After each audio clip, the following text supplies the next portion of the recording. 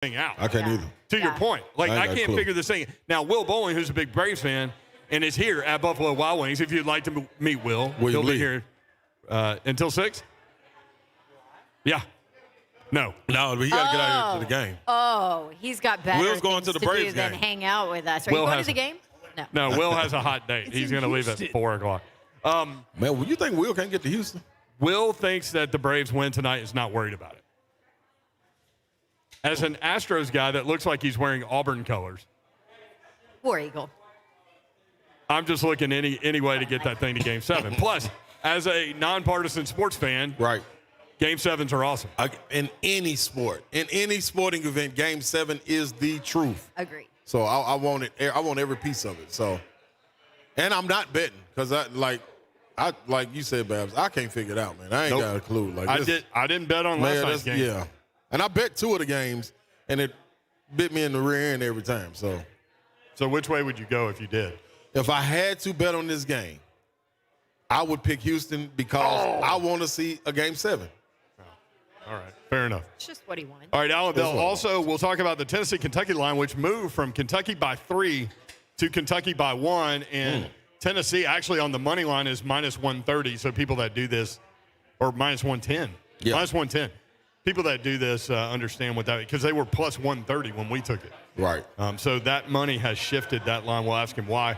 The Ron Slay Miller Lite Wash Away Toast will happen at 4:45. All Kentucky fans are welcome. Please. All Florida Gator fans are welcome. Please. All SEC fans are welcome. Please. Are all non-SEC fans welcome? Absolutely. Okay. We love everybody. We love everybody. Celebrate your fandom on this show. You might hear about it from one of us. Yeah.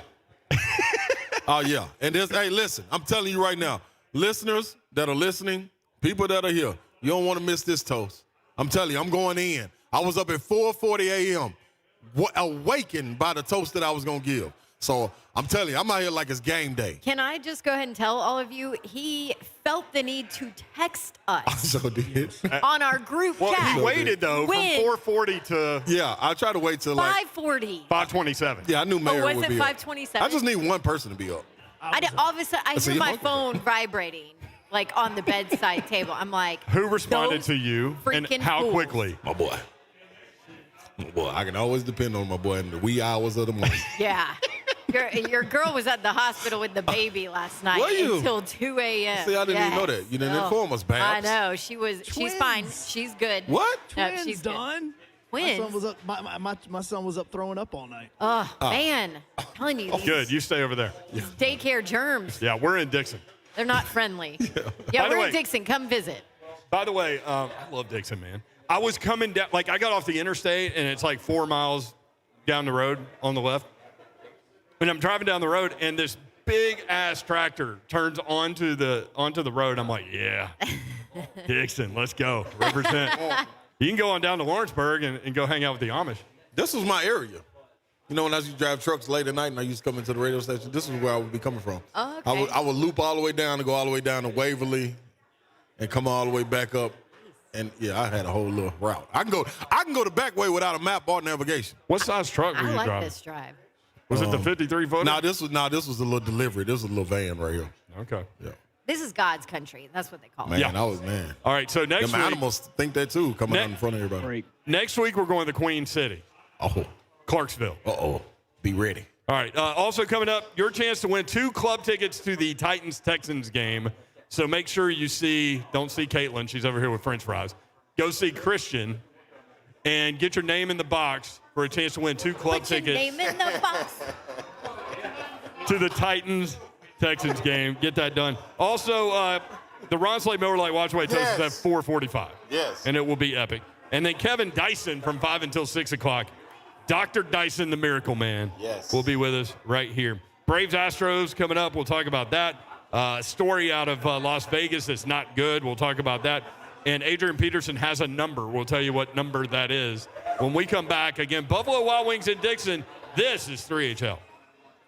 Derrick Henry.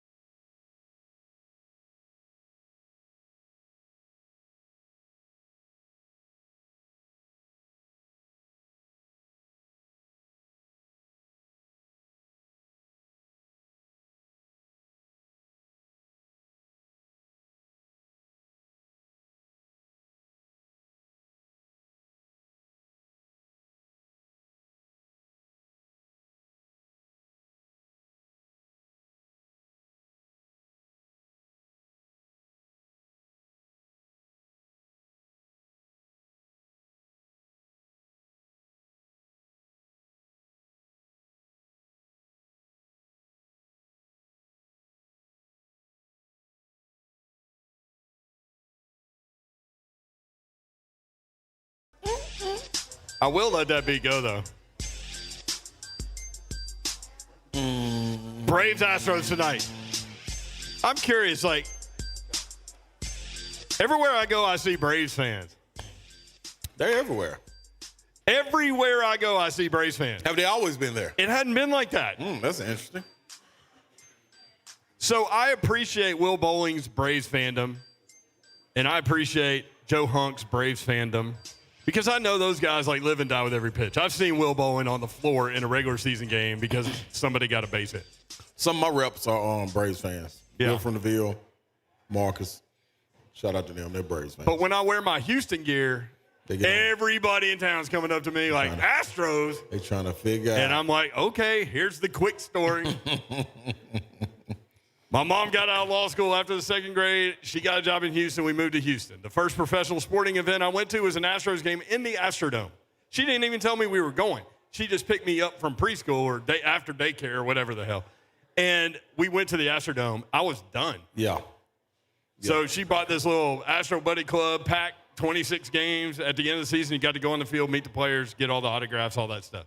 That did it for you. Done. That's my story. Hey, does it for a lot of people. But it's funny because I have so many really good friends that are Braves fans. Really? And it's been so long for them that if they – like, seriously, Will, how have I been talking about this series? Have I been talking trash or anything like that? Give him the mic. No, you're not me.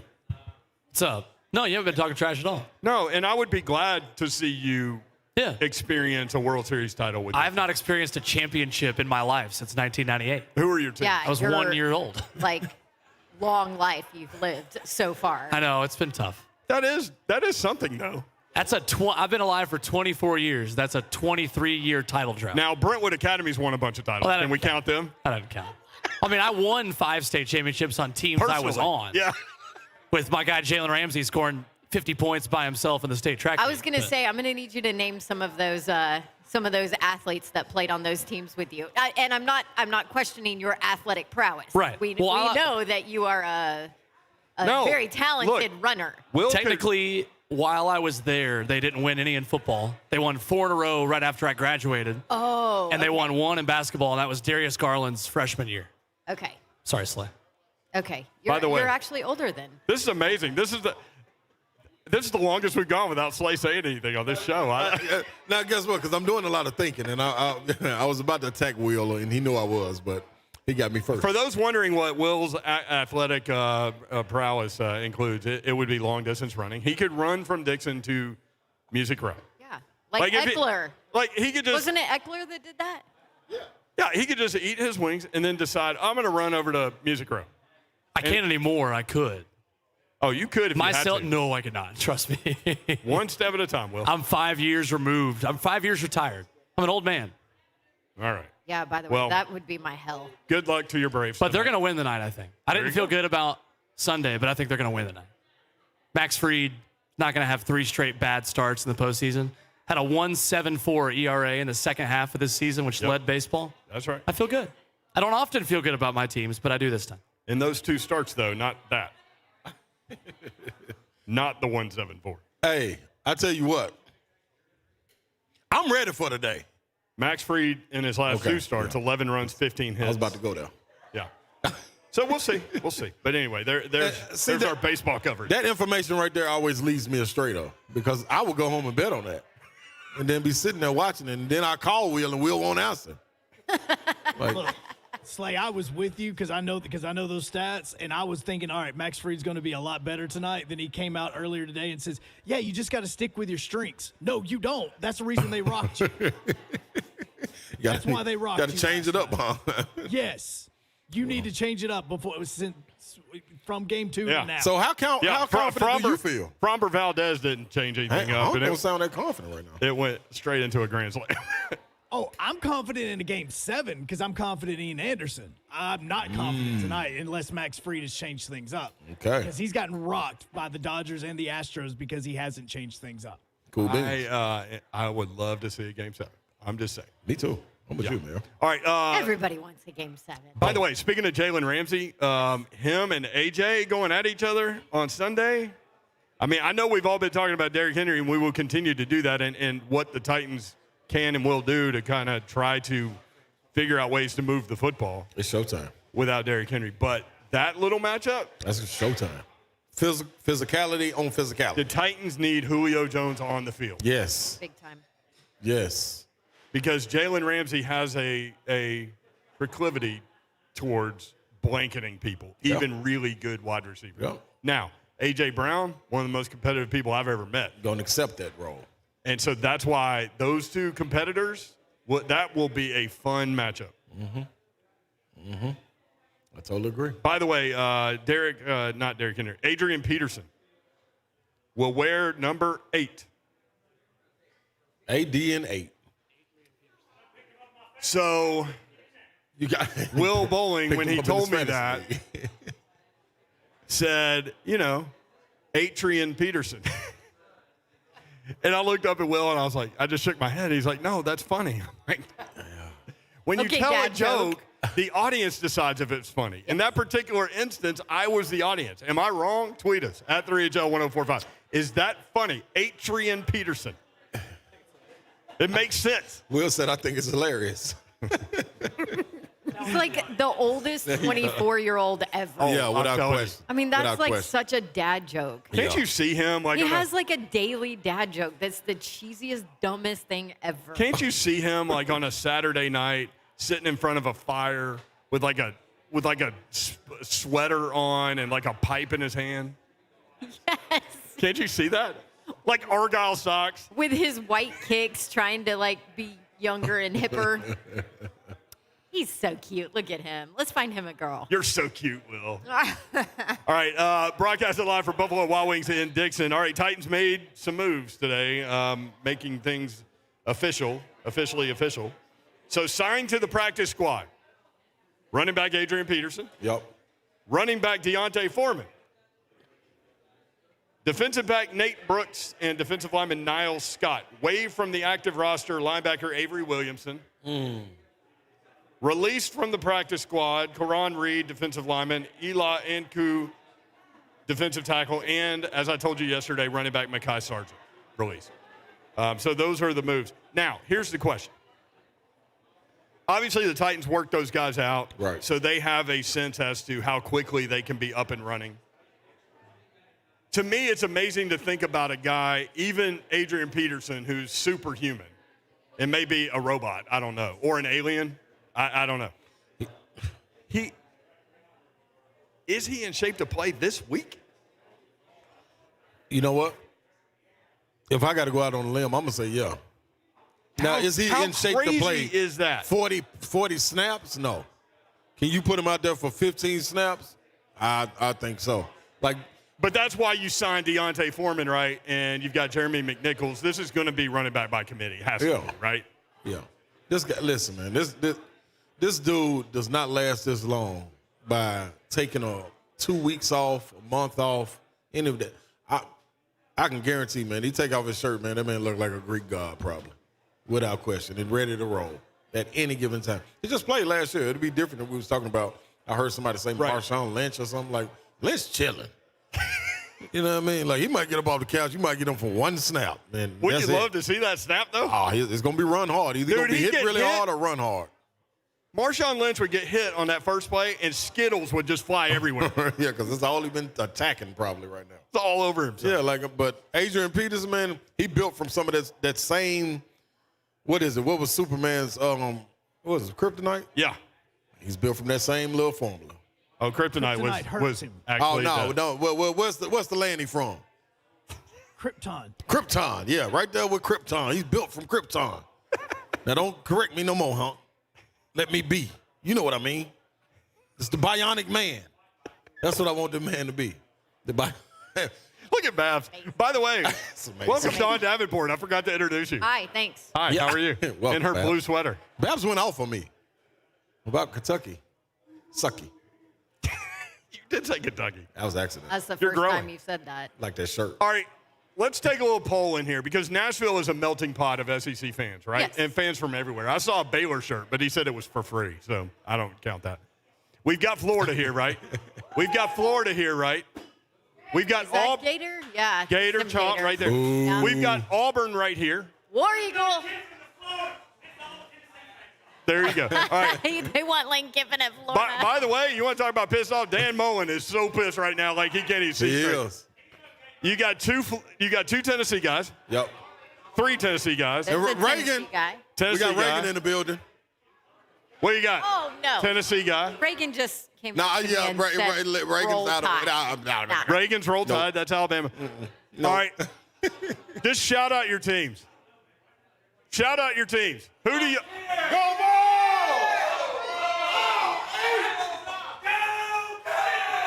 Ohio State? I think I heard. Ohio was that State. an OH over there? Yeah, the Ohio State. Interesting. I love it. All right, Interesting. that was a little plan. I think. Oh, we all believe There we go. Gosh. good old Rocky Top. That's right. That's right. That's right. That's right. We don't want nothing to do with them old Gators. By the way, Skin 'em. my Gator, Skin 'em up. my Gator guy over here also has a Miami Dolphins shirt on. So congrats for just hanging tough, buddy. Yeah. You might have a win this weekend because you play the other one in 17. Yeah, exactly. The Texans, who don't have a quarterback right now. Again. All right, so is the Titan season over? No. And I can't wait because that's going to lead into my toast. But I do want to say, for any Titans fans, anybody associated with Titans, anybody in the building, anybody around sports, anybody with a competitive bone in their entire body, if you think for a second that a team sport is done when a player goes down, you are sadly mistaken. And I'm going to be honest. If you were on my team, I wouldn't want you. I would not want you in my locker room. Matter of fact, I go to management and tell the management, hey, man, y'all need to get dude up out of my locker room because he don't want to be here. Exactly. I'm looking for the next man up that want the opportunity to do what the guy that just went down did. Not saying that can be replaced, but help fill this hole. Fill the hole by committee. You put a little dirt in the hole. I put a little dirt in the hole. Somebody else put some dirt in the hole. We got the whole field. Somebody else comes and waters in it? Look what we got. Are you digging your own grave? No, but I jump in it if I need to save the team. Because that's the next man up. That's what I'm saying. Listen, I done been a part of it. University of Tennessee, my junior year, me, Vincent Yarborough, Marcus Hayslip. I went down. That's a freaking squad there. Yeah, and that's all you need to know. Yes. When I went down. If you don't know, look them up. Yeah, that's all you need to do. I went down with a torn ACL. Did for 1 second, I don't remember me walking in that locker room and Vince or Marcus coming to me and saying, you know what, man? It's a wrap, man. Like, this is over.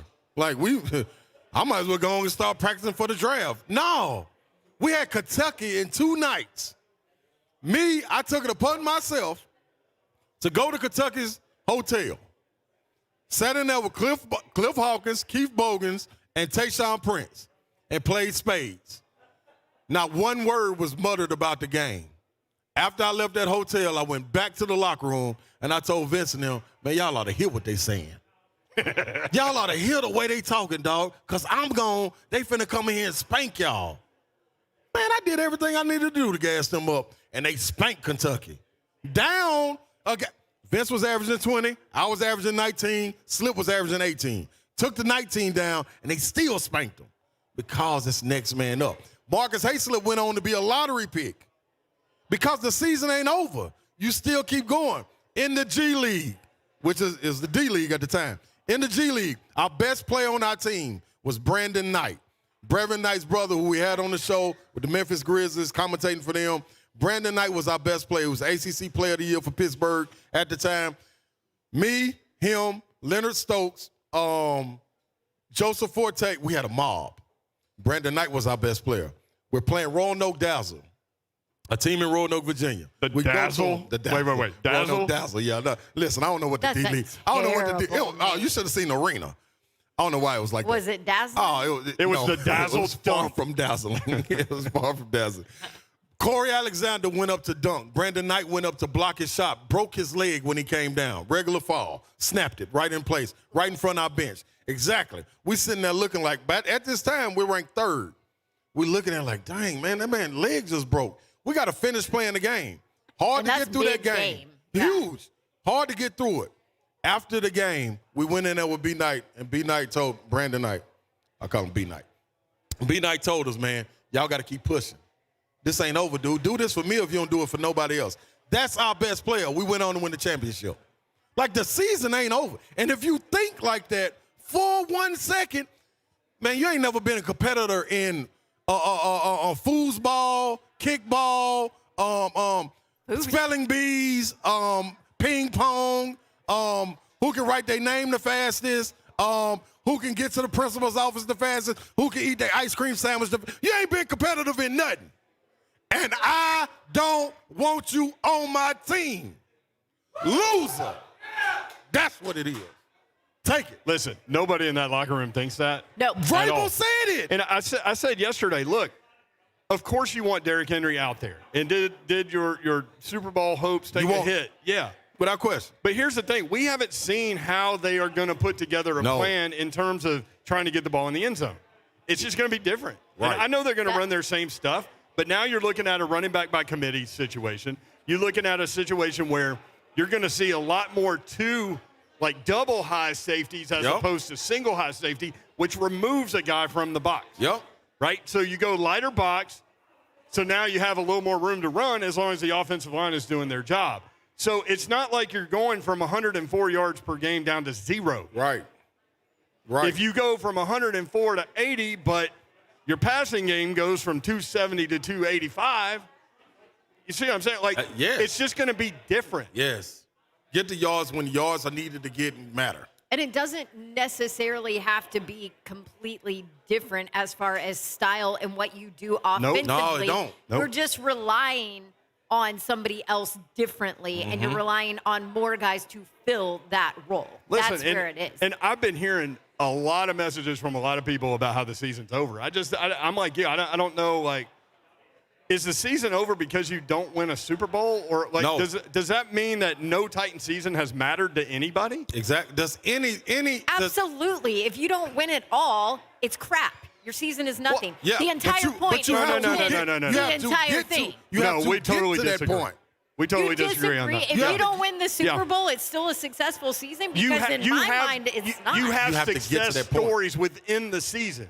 Not You everybody do, can. but at the end of it, if you don't win it all, Listen, it's not a win. that's why I'm playing to win. There is no doubt. You know Everybody me. is. What do Everybody I is. always say? Win every day. Win every day.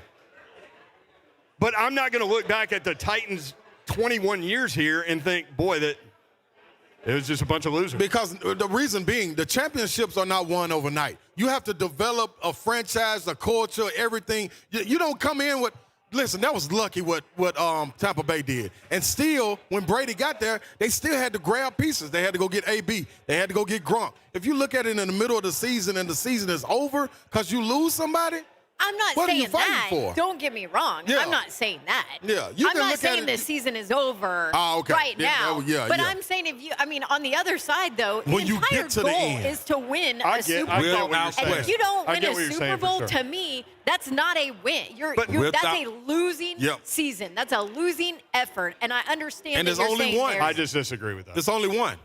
well, that's only the one beauty. winner. We can disagree. Of course. But we But if do the Astros agree. lose tonight, that was a hell of a season. And I enjoyed every minute of it. It can still be a hell of a season, but you're still a loser. Yeah, I mean, that makes sense. That's a fact. That's a fact. But my thing is, you got to build to get there. How do you even know that you're a loser if you don't even get to the championship?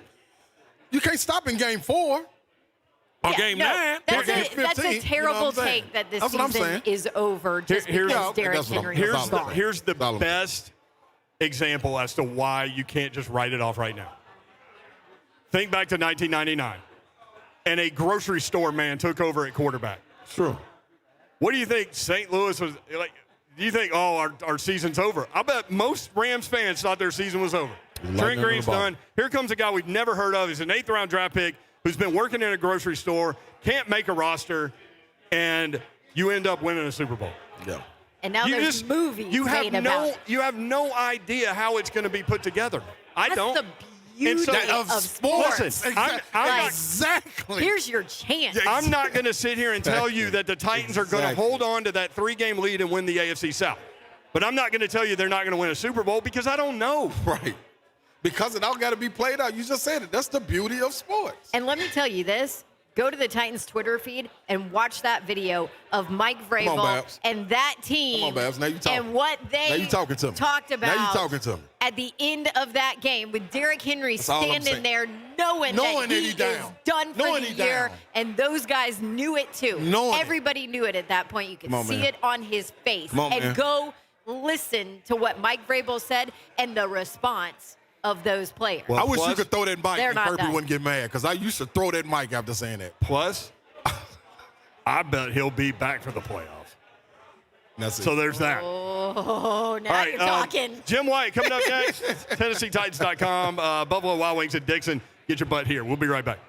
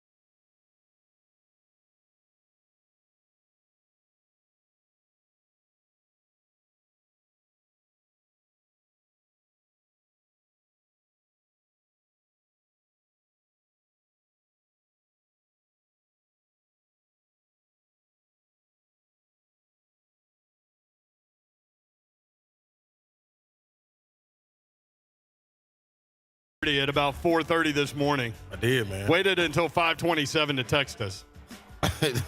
But he's ready. And you know what? All of this goes back to, see, Ramon, so they can blame Savagery get the props for this. Because I had a talk with him going into the station yesterday, and he was telling me, like, I was like, man, you know what, man? It's okay if going out to L.A. this weekend, the Titans, I mean, you don't give it up, but you can concede this win, and you can be okay. You're playing with house money. Right. Yeah. That's what I was saying. And he was like, because of the AFC record, they're 5-1 the AFC. Exactly. And he corrected me. He checked me. You know what I mean? And I was like, you know what? You're right, dude. Like I don't know what I'm thinking. You know what I mean? So, and I couldn't sleep. I felt like it's game day. So it is game day. Well, Jim Wyatt with the TennesseeTitans.com is with us now. Hey, Jim, how are you, man? I'm doing great. How you guys doing? Doing well. Obviously, we have to start at running back. So everybody knows the Derrick Henry situation. So now you're looking at Deontay Foreman, Adrian Peterson, Jeremy McNichols. Is it reasonable to expect that those two new additions would theoretically be ready to go this weekend? I mean, I think with Adrian Peterson, I mean, I'd be surprised if he's been, sitting on the couch eating Cheeto Puffs and drinking Cokes. Strong play there, Cheeto Puffs. Yeah. I can do that, but I don't think he's going to do it. And so, I mean, I would expect a guy like that who's just such a ultimate pro and wants to be in the league. I would think that he's going to show up ready to go. Now, being in football shape is a different than being in shape from running. But I wouldn't expect them to bring him in and say, hey, you're going to carry the ball 28, 30 times either. I mean, his workload's going to be different. And I think it's going to be an evolving process. Tony Dews, the team's running back coach today, was asked a lot of questions from, about Peterson and about Foreman and about McNichols. And, ultimately he ended up saying that, this is going to kind of play out. We'll see how this plays out. And depending on who practices well, who plays well, that's who's going to get the work, and it could change from week to week. So, the process starts tomorrow. I'm looking forward to seeing him. I hate this situation that we're in, because you never want to see Derrick Henry get hurt. But, you've got a couple of backs in Peterson, who obviously has had a heck of a career, who wants to show he's got something left. Foreman, who's a big back, who's had some success here, and then McNichols, who has performed well when he's got a chance. So they've got three guys that will be in the mix in some capacity. And I think we'll probably start to get an idea as the week goes on what that might look like on Sunday. How does the offense change? Or does it? Yeah, I mean, I think some of that depends on health. I mean, if Julio Jones is back and able to stay healthy, then your receiving core looks a lot different, and maybe you throw the ball around a little bit more. I mean, it's going to change. I mean, because you've been able to bank on Henry being your workhorse week in and week out and just pounding the football, and that's just not going to happen anymore. I mean, I don't think any of these guys, none of them are like Derrick Henry. None of them are capable of doing the things that he has been able to do. He's just one of a kind. But I think they'll continue to try to run the football. Maybe there's some new wrinkles. Maybe you take advantage of the skill set of these guys in a little bit different way. And then, again, I think health will determine how some of it goes, too, and if you can keep guys healthy and in the lineup.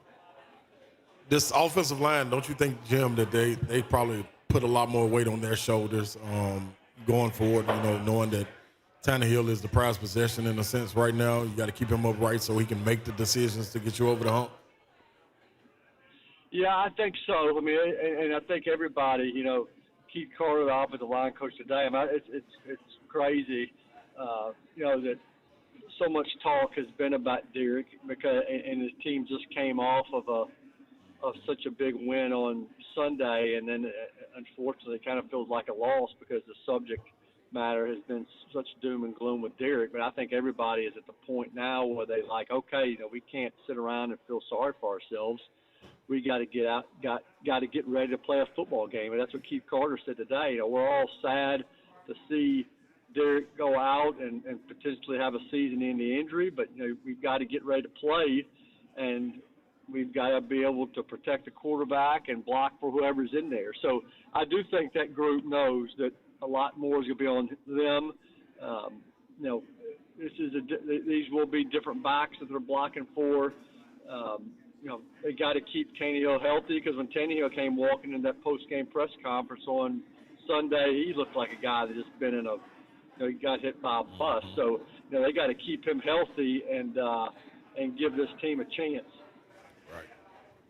Jim Wyatt with us from TennesseeTitans.com. And, yeah, I mean, the whole thing is like, some people are saying it's bad timing. I actually thought it was pretty good timing coming off the 3 AFC games that they were able to win. Now you get an NFC game to kind of figure out what you are, who you are, and move on from there, because the schedule does get better as you move forward. You've still got 2 with Jacksonville. You've got, 1 with Jacksonville, 2 with Houston, 1 with Miami, who's 1-7. So there are some opportunities to get some dubs.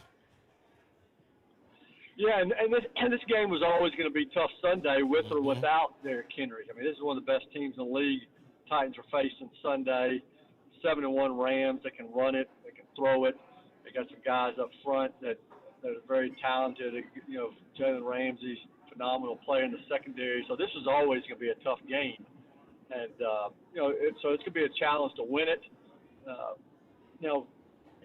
I've heard so much conversation about, well, it's not an AFC game, and, it's not going to mean as much. But right now, I mean, the Titans are the number 1 seed in the AFC, and they're there because they've got a 6-2 record. If you lose this game on Sunday, you're going to get passed, because there's a lot of other teams that have 2 losses that they're competing with. Some of them are on buys this week. So, I mean, you lose Sunday, you lose the number 1 spot. How much does that mean? 8-9 weeks in the season. It doesn't mean anything now. It will eventually, but still a game the Titans want to win.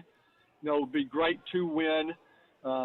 Schedule does appear to get lighter as the second half of the season goes, but you just, when you're in this race, you just try to take them week by week, win as many as you can, and then this team is just going to have to kind of find itself in a new, in a new, brand new world going forward without kind of the heart and soul of the team, and keep your fingers crossed that at some point he can get back, but there's no guarantee that comes with that either.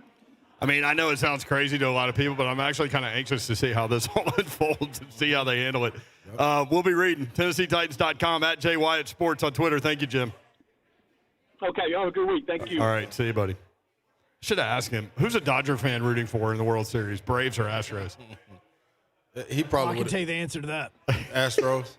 No, they're Braves. Braves, yeah, because Astros allegedly cheated to win the series against the Dodgers. Allegedly. Yeah. Well, I mean, immunity helps, right? That's it. Yeah, that's the reason why it's allegedly. All right. When we come back, there's a story that may or may not be true about a Texas football coach, his girlfriend, her monkey, and Mike Price is tied into all this. That's next. CHL 104.5 The Zone.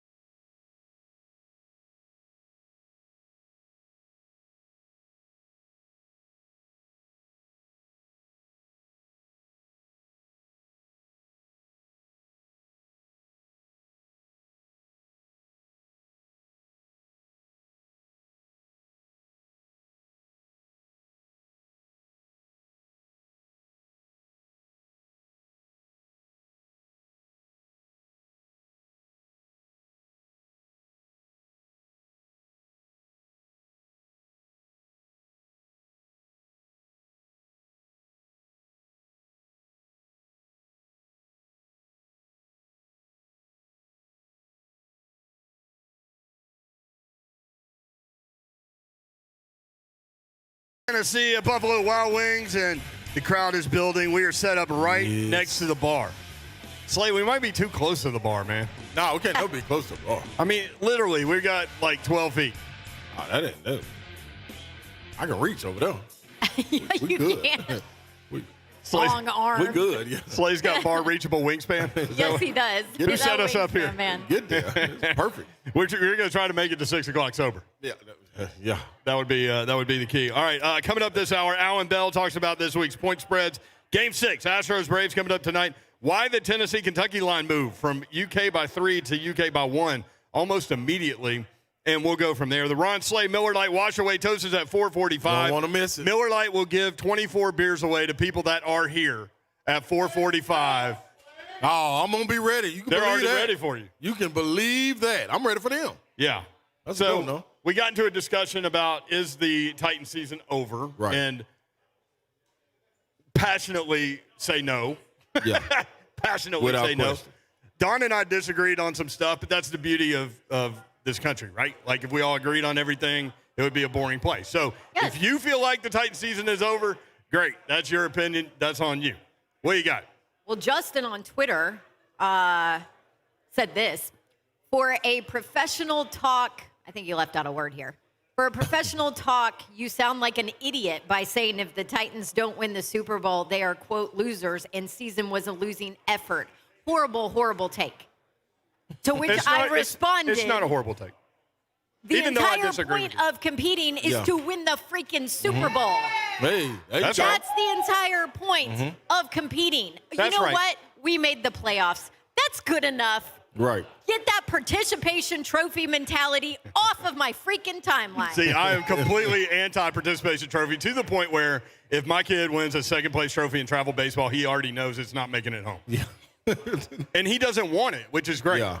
But Yeah. I think you can find successes in a season where you don't win the championship. And I don't disagree with that. Right. Okay. So But the entire point. so there is some gray in there. Yes, I agree. There's some gray. The entire goal and the reason why you do something is to win. Yes. Yes. And that's And where have we lost that along the way? I don't know, but The I point remember being in. And competing in sports is to win. I remember being in coach pitch, like 5-6-year-old baseball, and my kids would always ask me what the score was after the game because they don't keep it. And I'd be like, we won 16-14. And like all the dads knew. You kept it. And a lot of the moms knew because we're competitive people. But that's what Steve Spurrier said a long time ago. That's why you keep score. Right? Yeah, well, I mean, why else would you? All right. Scoreboard AD. up there. AD will wear number 8. Yeah. So Will Bowling immediately said, 8 Trian Peterson. Will Bowling is the king of dad jokes. Yes. Even though he's 24 years old. That was a dad joke. Yeah, that was, yeah. I said, Will, that's not funny. He goes, it is funny. I'm like, no, I'm the audience. I can judge if that was funny or not. He said it was hilarious. And it wasn't. So he hate me on Twitter, writes more like all day with an 8 on the end of it. All date. I like that. All date. Oh, Yeah. Hunk 8, just okay, yeah. texted this, and it is a conversation. Can he break the curse of the 8? Look like he ain't got no choice. I mean, if he walk Yeah, into he did. that, He could have paid McNichols for his number. hey man, nah, listen. If anybody can do it, I guarantee he can. So I'm all in on him, man. You know what I mean? Let him get his feet wet, get his legs, get them sea legs from under him, and he gonna be ready to roll. So there's a story out there. There was a tweet. We don't know if this is true, but this guy tweeted from a credible source that said a monkey belonging to Texas Longhorns special teams coach Jeff Banks attacked and injured a young trick-or-treater on Halloween. Apparently, they had a haunted house situation, and the monkey was a part of the haunted house. And so kids were going in, and the monkey bit a kid, allegedly.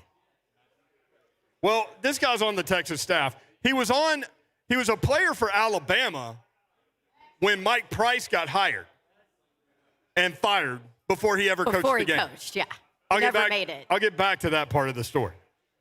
So the tweet, according to this story from the New York Post, had curious fans digging for more information, and now it's rumored that Banks is in a relationship with the monkey's owner, Danielle Thomas, a former stripper whose stage name was Pole Assassin. Oh my God. That's a heck of a name. And apparently the monkey was a part of the act. What was the monkey's name? Wait, I'm sorry. Whoa. You just, I mean, you buried that Asking. lead though, Just asking, huh? There's so much involved in this. right? I know. It's like this Zapruder film. I mean, just go back and just watch it again and again and again. I don't know what the monkey did as a part of the strip thing. The monkey's name is Gia, I think. See, huh? Pole Assassin. How creative is that? Hey, man, that's so much. I wouldn't even know where to start with that conversation. All right, well, let's go back That to... has to be like a hashtag trending thing now, right? Pole assassin. Oh, when I woke up, Yeah. when Slay woke us up with all his I had a moment of woke up. clarity at 4:30 in the morning thing. 440. 4:40? Yep. Yes, to be exact. Yeah. I immediately put on Twitter. And you know what everybody was talking about on Twitter? The pole assassin and the monkey that bit a kid at Halloween. Wow. Wow. I like. All right. So this guy was on Alabama's roster apparently while Mike Price, for those that don't know, Mike Price was a football coach. I think he still is actually out in Texas somewhere. So And we'll have to look that up. you never really stop coaching. But anyway, he was hired at Alabama and fired at Alabama before he ever coached in a game. So here's part of that story. After previous allegations of Price partying into the early morning at a local Tuscaloosa bar, hang on, I got to go back. Here it is, Mike Price's strip club adventure. It's a doozy. Fast forward to the middle of April in 2003. Price was in Pensacola, Florida to play in the Emerald Coast Classic Pro-Am golf tournament. The first thing the 57-year-old husband and father of 3 children, 2 of which were his sons and assistants at Alabama under him, makes his way to a strip club, Artie's Angels. Where is this? This is in Pensacola. According to accounts in an in-depth piece from Sports Illustrated, Price bought hundreds of dollars worth of drinks and dances. After leaving to attend the golf tournament-related dinner, he headed back to the club and was seen doing things with the waitress. Things got spicier from there. Price reportedly left Artie's Angels with 2 women to head back to the Crown Plaza Hotel. Oh my gosh, I can't believe we're reliving this story. One of the women, who wouldn't say if she was paid for sex, said that, well, they did some stuff. She said, we started screaming, "Roll Tide," and he was yelling back, "It's rolling, baby." Oh my gosh. Tide is rolling. So anything to take Right. us back to the Mike Price era in Alabama is gold to me. Ugh. So I heard Buck talking about this Unbelievable. story. Well, he was talking about It's pole assassin and monkey and biting the trick-or-treater. And then I texted him. I was like, well, it all just comes right back to Mike Price. And he was like, I don't know what you're talking about. Oh, he didn't know the Mike Price story. And I said, I never- how long knew this ago either. was it? Really? And I was in college. 2003. No, yeah, it was a long time ago. I was wow, freshman in I can't college when believe happened. it was that long ago. Yeah, Buck was like 6. That's 'Cause right. That's what led He's to a baby. Shula being hired, Yep. which That's what then led to led Shula to being Nick Saban. Well, So Dennis yeah, Franchione. the and then- Mike Price, that So, entire situation is literally. like gold for Alabama Yes, now. yeah. So literally, I told Buck, I said, Google, "It's rolling, baby," Mike Price. Wow. Which led him to that story that I just wrote. Oh, that's so good. And he said, his response was, "I'm screaming." Yeah. So good. Just don't roll. But Anyway, all right. just don't roll. When we come back, we're going to visit with a longtime 3HL and Zone listener, and then we'll talk with Alan Bell from, wait, you've got a wrestling match coming up. Yeah. You good to stay for a few minutes? He's good. All right. Coach and teacher. All right, and then we'll talk with Alan Bell about point spreads because me and Slay, it's time to take notes. Oh, no. We got it all planned out. Yeah, so that's coming up. Broadcasting live from Buffalo Wild Wings in Dickson. We'll be right back.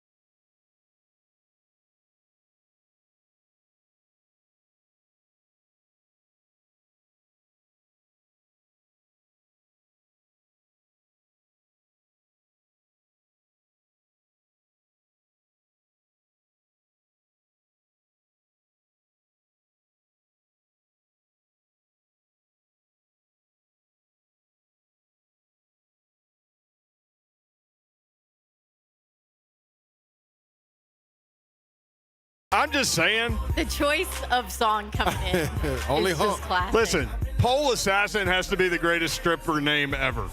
Yeah. What do you think, Davenport? I'm gonna not I'm not jump into this I'm gonna not conversation. think I'm on out. this. Thanks. Yeah.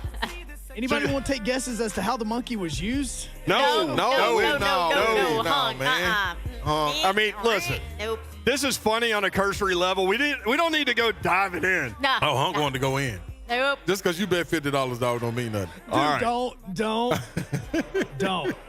Don't Google it. No. Don't Google the monkey. Slay talking about my $50 bet that I texted you. I'm guys not about. Googling the monkey. We got, speaking of bets, we got Alan Bell coming up. But first, we want to tell you, we're in Dickson. Buffalo Wild Wings. Come by and see us. We got a great crowd brewing. And this is a cool deal because basically the whole thing's a bar. They do have Yes, it is. They do have seating for dinner, but This the is a bar's party phenomenal. atmosphere. Yeah, the bar's phenomenal. You want to watch games here, I'm going to be honest. This All TV's right. everywhere. So we got a lot of 3HL listeners. We got a lot of zone listeners in here. And Swab Zombie called in earlier. Yes. And as you know, we're about to go to him in the next segment, but he walks in. So we love it when you guys come see us live. Without question. Zombie, what's up, bro? Hey guys, I'm really kind of scared, really kind of nervous. Day 2, day 3, maybe Derrick Henry's down. I think I got the last gallon of milk at the store. There's a couple of loaves of bread. I'm about to get in the line. I think there's a really long line at the gas station. For all you haters out there, it doesn't matter what you think, because winners are going to win. That's what they do. That's who they are. It's going to dictate how the team does without him. But Henry's coming back. 4 games. The questions you want to ask are, how many weeks is it going to take for the next Russian leader to take over? All right? And when he comes back, he's going to pick up where he left off. So, MV King is still here. If the playoffs are here, he's playing. If we're in the Super Bowl, he's playing. That's all you need to know. Tighten up.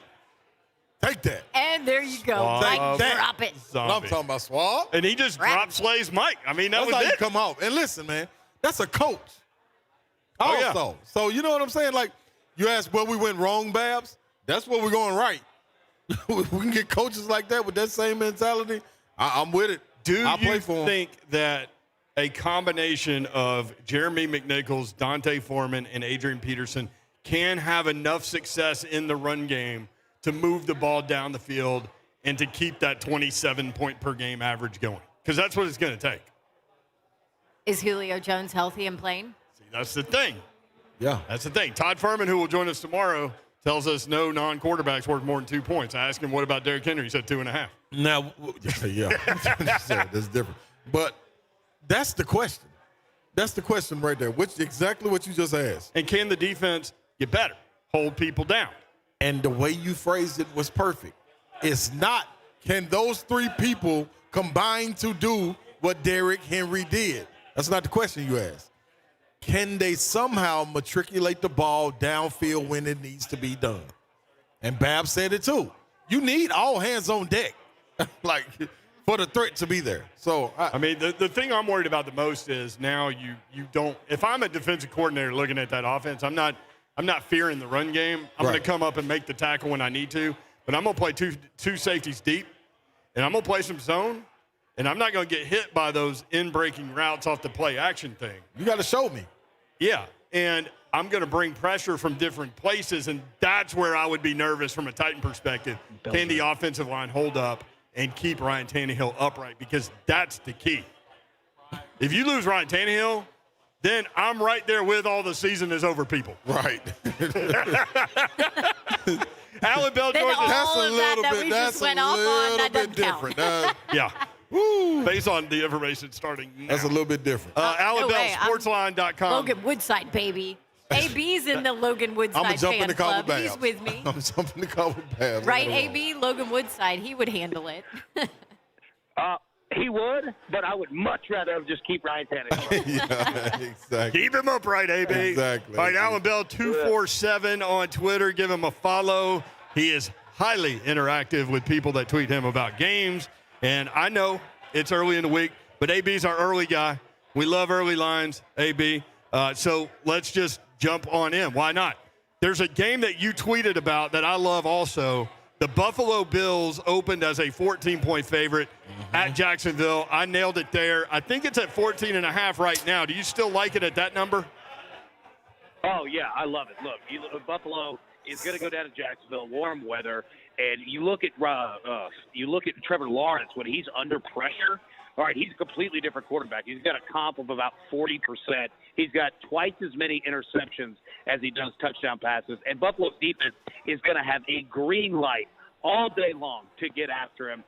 Buffalo's going to have great field position all game. Yeah, I absolutely love the Bills this week. Packers and Chiefs is a big game. I'm interested to see, again, Kansas City just continues to do it. They were playing down this week. Still had to come from behind to win. Everybody is zoning up Patrick Mahomes. He is the least blitzed quarterback in the NFL. And again, coming into the season against the blitz in his career, 40 touchdowns, 1 interception. This is one of those deals where the league figures you out. So what's your next move? What do you think about the Chiefs at home against Green Bay? Yeah, so about 1:45 this morning, we got the Packers plus 2.5. The Packers are now a 1-point favorite. It's going to keep going. Look, the Chiefs' problem is this. Is that they're on offense, they're too arrogant to consistently run the football. They won't do it. Every touchdown drive they had last night was from running the football because 2 weeks in a row now, the Titans and the Giants gave them the run because they knew that they wouldn't stick with it, right? So, I'm going to go Green Bay here. Green Bay has won 7 straight, covered 7 straight, and Aaron Rodgers actually likes his team and the organization now, so that's going to be a disaster for everybody else. Give me the Packers on this one. So that's interesting. All right, big line movement there. So even at Packers -1, you still like it? Yeah, I do. And I think it's going to be a tighter game than people probably think. But again, you look, the Packers are 4-1 against the spread on the road. The Chiefs are 0-3 against the spread at home. And it's going to be a short week for them, an extended week for Green Bay. There's nothing to believe in with the Chiefs because they won't take their medicine. They just won't do it. Well, listen, AB, we're having a great time riding in the car. We got to had to stop for a minute, put a spare tire on it. We got to keep it rolling, though. Tell me what you think about the Titans going out to L.A. Look, it's going to be a tough game, and it was going to be a tough game before the Derrick Henry news.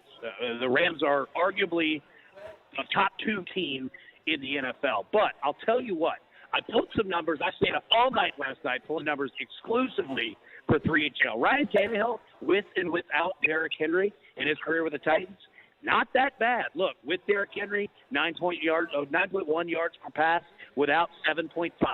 All right, touchdown to interception, 40-10. With Derrick, 25-10 without Derrick.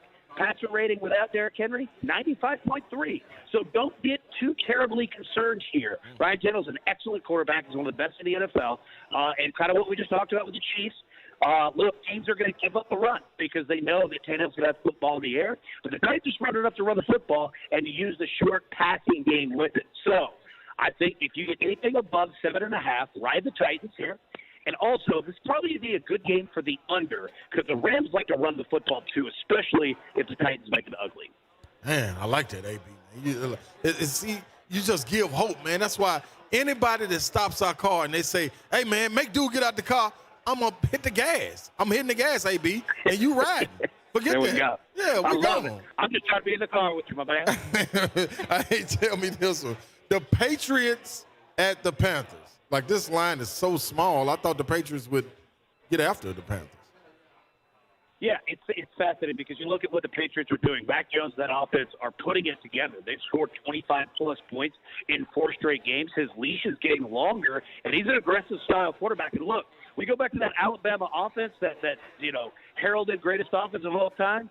But Mac Jones is the only guy we're talking about right now. Right? So he's getting better. The problem is, but this is good for bettors, the Patriots are also giving up about 24 points per game over their last 4 as well. Oh. So they've hit the over in 4 straight. We're going to ride the over 41 in this game because we don't need a ton out of Carolina. A 28-14 game gets us home. Mm-hmm. Like it. Alan Bell with us at Alan Bell 247 on Twitter. Vikings at Ravens. What do you think? Yeah, so this is going to be a brutal spot for the Minnesota Vikings because not only did they just lose to the Cowboys, which they had no business losing, right. quarterback whatsoever. The Vikings play calling, it's like they're playing that game Battleship where you can't see what you're doing and you're just calling things out, right? Like it made no sense whatsoever. And they're going to Baltimore, who's coming off of a bye, coming off of just getting their doors blown off by Cincinnati. So I guarantee that they're going to be angry and ready to put up some points.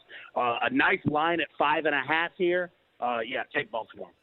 I like that. All right, let's kind of switch gears to college here, and I want to start actually with, obviously college football playoff. The first rankings come out tonight.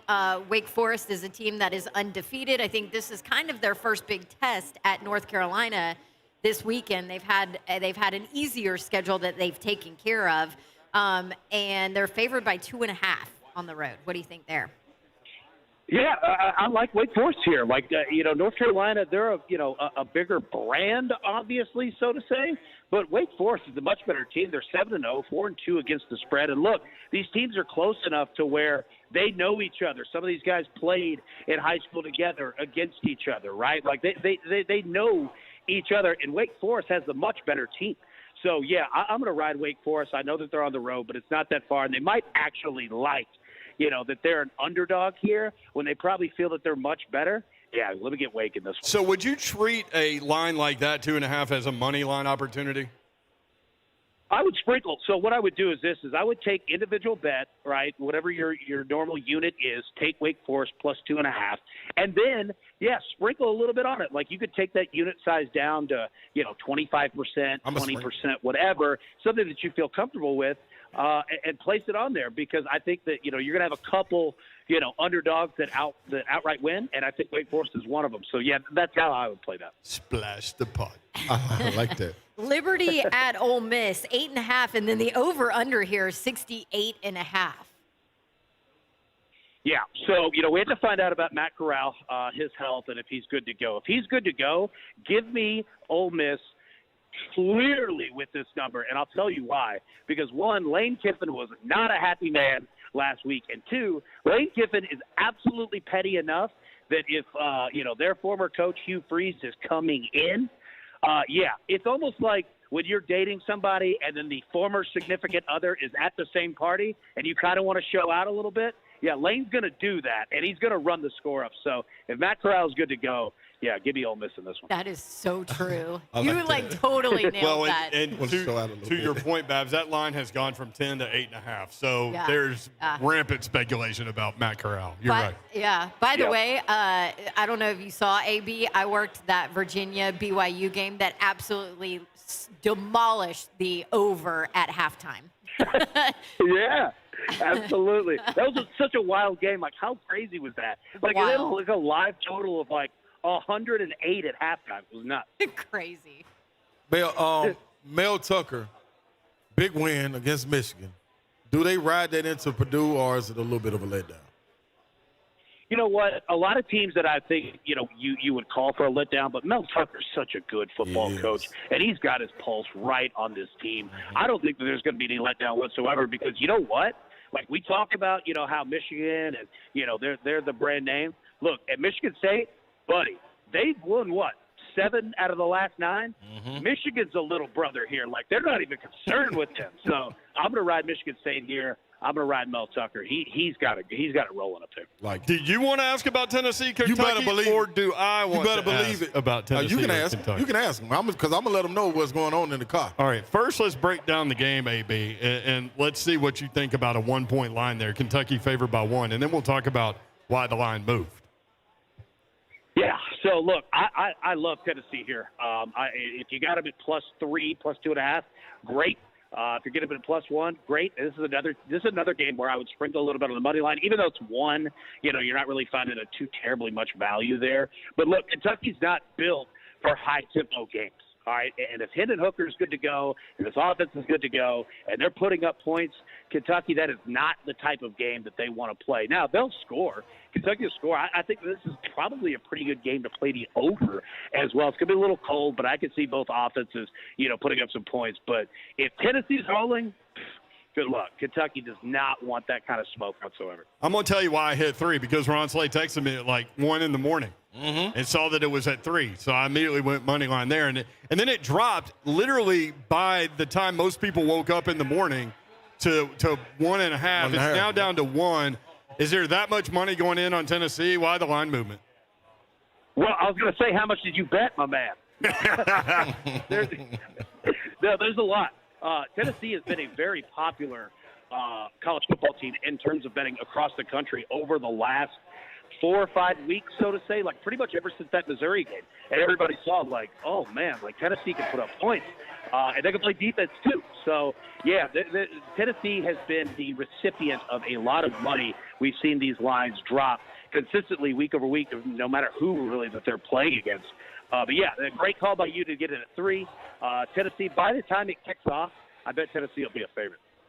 Ah, interesting. All right, before we get out of here, there are a lot of TVs on here at Buffalo Wild Wings on the pre-baseball game coverage. So what do you think about Game 6? Because this has been a crazy series. I bet Game 1. I haven't bet it since. Yeah, it's been a crazy series, and we're probably going to see 2 more games. So I'll say this. Historically in the World Series, teams that are up 3-2 in Game 6, they've only won that 28.6% of the time. All right, so roughly 71% of the time, the team down has won Game 6. They're at home. The Astros, their bats are going. You've got Max Fried, who's his last 2 outings. He's given up 11 earned runs. We'll see if he can, put up something, pretty good tonight. But I'll put my money on Houston. I think we see a Game 7. Yeah, Alan, I said I was not going to bet. You are now. Listen, man, the man riding with me in the car, man, hey, man, he just turned on Rocky Top and blasted it while we were riding by the police. I'm betting. If it gets to a Game 7, does it flip the other way? Yeah, it will. So you've got Atlanta, who's about a minus 225 favorite to win the World Series, which the implied statistical probability of that is about 68%. If Houston wins tonight, that number will absolutely flip Houston's way. There you go. He's Alan Bell at Alan Bell 247. Hit him up there. Sportsline.com. They've got all the games graded A to C, so you can see what you like there. They do computer simulations and everything. Expert picks. It's great. Thank you, AB. Good stuff, man. I appreciate y'all. Thanks so much. All right, Alan Bell at Alan Bell 247. Love him. All right, when we come back, it's time for the Miller Lite. Let's get it on. Ron Slay. Let's get it on. Wash away toast. Let's get it on. And we got some stuff to wash away. Let's get it on. Oof. Are you ready? Let's get it on. I'm going to go with yes. Let's get it on. Let's love, baby. There you go. Come on. All right, we'll be right back. 104.5 The Zone.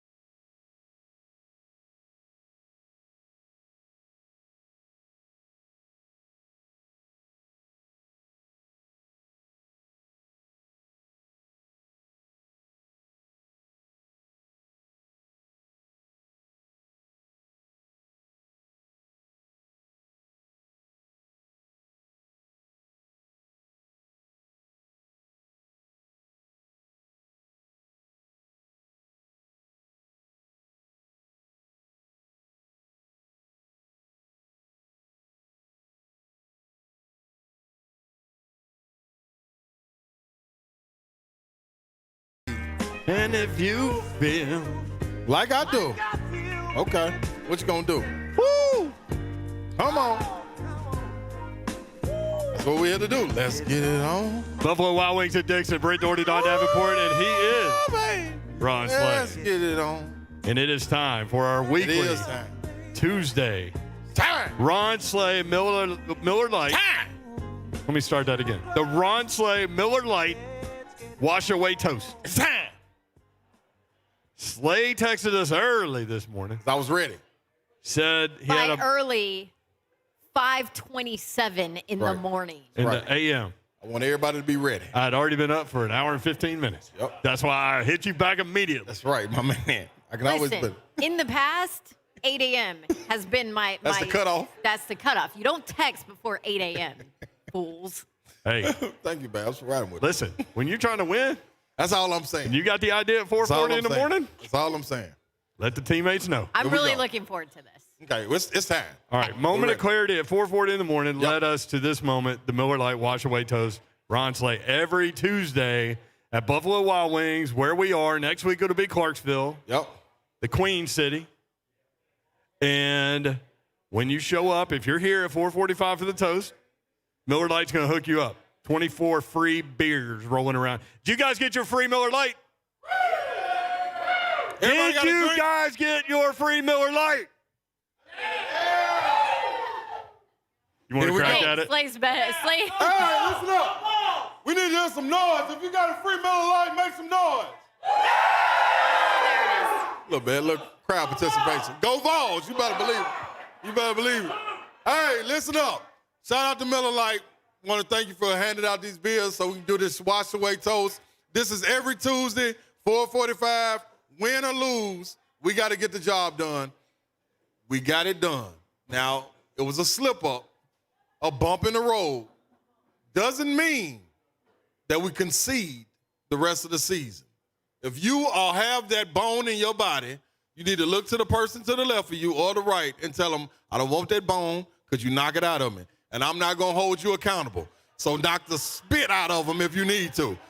All I'm saying is, this is serious. So serious. Listen, there's so much more season left to be played. There's no way you can tell Ben Jones, who limps back to the huddle every play, every single play, that we can't get it done. No way you can tell Saffold, who we had on the show, he's nursing an injury with his shoulder, that we can't get it done. No way you can tell Lawan, who keeps coming back week after week, concussion and some more, that you can't get it done. Kevin Byard, there's no way the way he played last season compared to this season, second in the league in interceptions, Pro Bowl performing, that you can't get it done. The big boy up front, Big Jeff Simmons, I wish one of y'all would walk up to him and tell him that you cannot get it done. Yes, Derrick Henry. Hopefully he can get back. He went down. But I guarantee, y'all seen the man workouts in the summer. He's going to walk into that locker room and tell them, you can continue to get this done. Tannehill is on your shoulders. Offensive line on your shoulders. Defense on your shoulders. Bud Dupree, get healthy. That's all you got to ask for, man. Coach Vrabel, continue to lead. If you got it in your body, I don't want you on my team. If you got any give up, the Titans don't want you cheering for them. So don't come out. Stay home. But if you believe that this team can get it done, regardless if it's a lost Sunday, the rest of the season still matters. Put your cups up. We're going to tighten up on 3. 1, 2, 3. The Ron Slay Miller Lite Wash Away Toast. That was up and it's gone. There you go. Epic. Now take that. That was thought out I've been ready. at about 4 a.m. That 4 a.m. all started. Dude, I might have slipped a tear when you start talking about Ben Jones Hey, man. limping back to the line of scrimmage. Tell him it's over. Listen, man, I'm just telling you, man, it means something different to competitors. If you haven't competed, you really won't understand. If you've never been on the border of losing something, you really won't understand. It happens in life, period. That's why they say sports is one of the greatest things to bring people together, because you lose and you win all the time. When you but fall you gotta down, get back up. you get up. It's that simple. Or It's do you that stay simple. down? That's your choice. Exactly. And I can't. It's not in my bones to stay down because I know it's other people looking at me. If they think Derrick Henry for 1 second would tell them, hey, man, y'all can't get it done. That's a fool. And what a fool believes, that's what a fool will leave on. I almost started singing that. There's a song to that. Mark Mariani on Twitter. Believes. Preach in all caps. You know what I mean? Your And boy, I got to say. your boy Moonshine. My man Savage, I told y'all in the beginning, he the one straightened me out. I said yesterday, man, dude, they can concede a win here. House money. I said, they playing with house money. The man told me, man, that's not you. You wouldn't say that if you was in the locker room. If you were competing, you wouldn't say that. So why would you spread that? And I said, well, you know what? You're exactly right, dog. So I got something for him.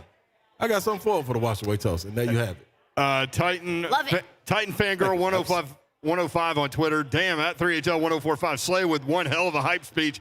I believe. Hashtag tighten up. Let's roll. Talk about Tennessee tough. That's what it's about. You talk about tightening up. That's what it's about, man. Tighten up. Tighten the screws.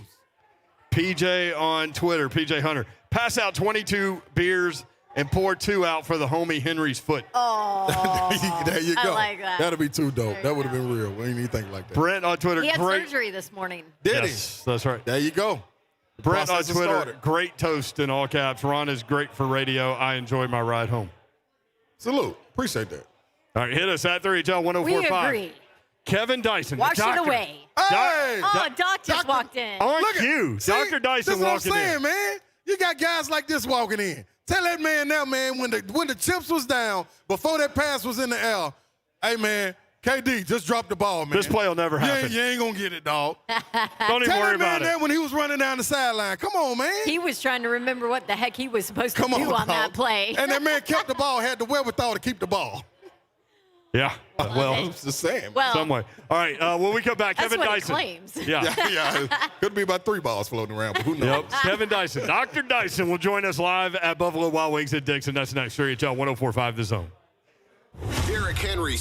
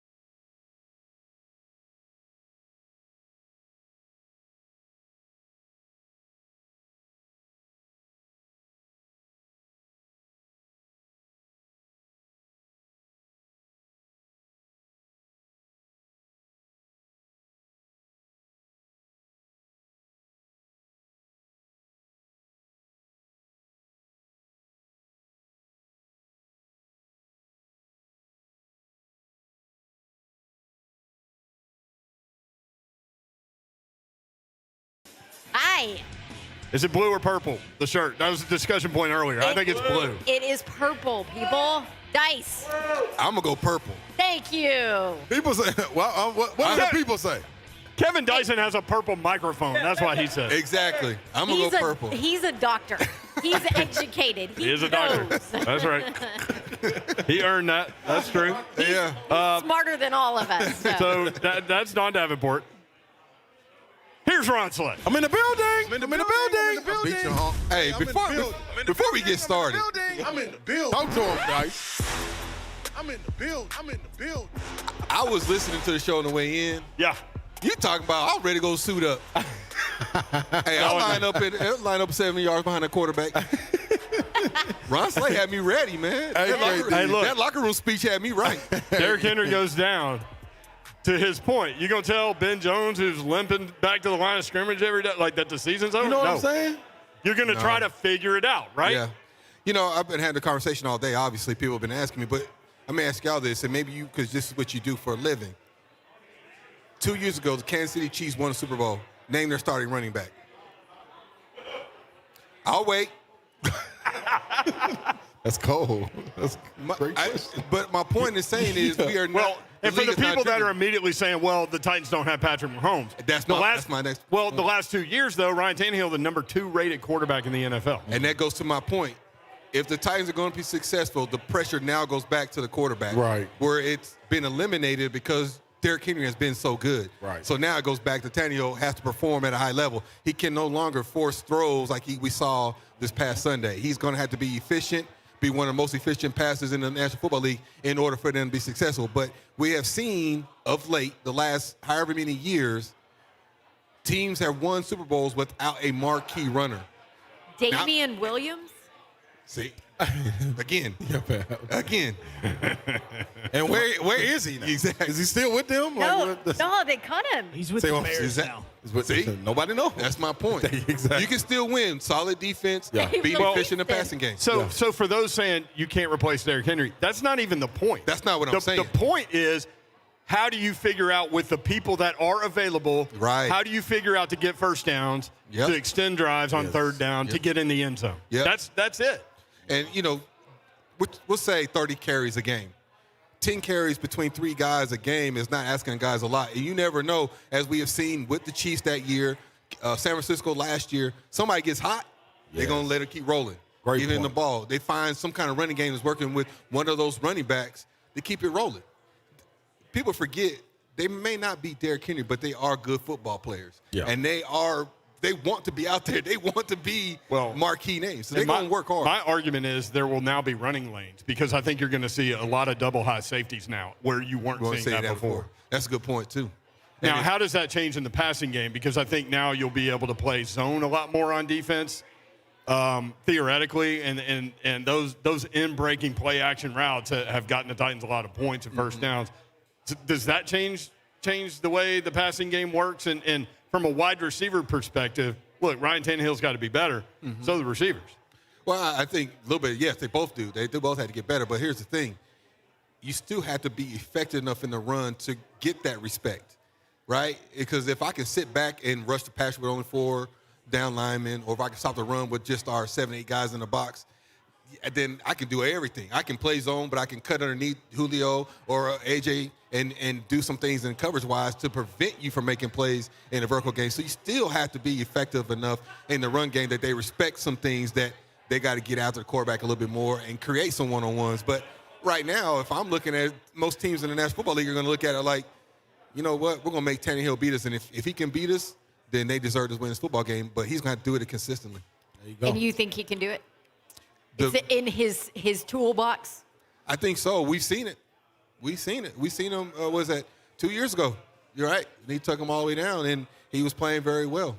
And, of course, he did have Derrick Henry there, and that helps. But I think he has a little bit of tools. I think the National Football League is made up for the quarterback to be successful nowadays. It's just a matter of him not forcing plays and putting guys in situations to be successful. Yeah, it's made for all offensive guys to be successful It is. nowadays, It really is. right? We've especially saw that this weekend. Yeah. Alan Bell had the stat. Ryan Tannehill's passer rating without Derrick Henry on the field is 95.3, which What is it with him on there? higher than that. like 104 better. something. But you can win with But a it's 95 not player. bad without him. Yeah, yes. that's not bad. Yes. So, what is the challenge though when your team that really they started to click offensively? Yeah. All of that when you lose a guy like that. And I know they've kind of been through offensive linemen in and out of games and in and out of starting, and they've dealt with that all season long. But to lose a guy like Derrick Henry, who we've seen in videos in the locker room, you don't hear it from him often, but you see the leadership that he also brings and the competitiveness that he pulls out of everybody when he's on the field. So as an offense, as a team, what kind of a hit is that, like mentally within the room, all of that? You know, I will say this about the Titans in respect to that question. They have had this year that next man up mentality. And you hate to lose the MVP candidate, but if you're going to be successful, it has to be that mentality. It has to be the next guy up. And I think Coach Slay over here, he mentioned that. Yeah. You know, guys have been in and out, going here and that. They're trying to find ways. They're limping in and out. They hurry up, get back out there. They're finding ways to get on the field because it's the next guy up. And I think it's resonated throughout that locker room. And you've seen it kind of response from the players in tribute to King Henry is, you know what, we got you, bro. We're going to find a way to keep win, and hopefully you get back and be a part of this again at the end of this. But it's that next guy up mentality that they're displaying right now. And I think that's kind of that's any good team in the National Football League or professional sports in general. You have to have that mentality. Everybody's good. Everybody's not special. We'll say that. But everybody is good. And so you have to have that mentality of, it's my opportunity, it's my turn. I'm going to make the most of it. And then, will it be a drop-off? Probably. But you hope it's not significant enough that you can't win football games. He is Dr. Kevin Dyson as we broadcast live from Buffalo Wild Wings in Dickson. We would love to see you out here. Because Ryan Tannehill threw 3 touchdown passes, Buffalo Wild Wings offering free apps through tomorrow. So when Ryan Tannehill throws at least 2 touchdown passes, you get a free app for 3 days at Buffalo Wild Wings. Also, come by and get your name in the box.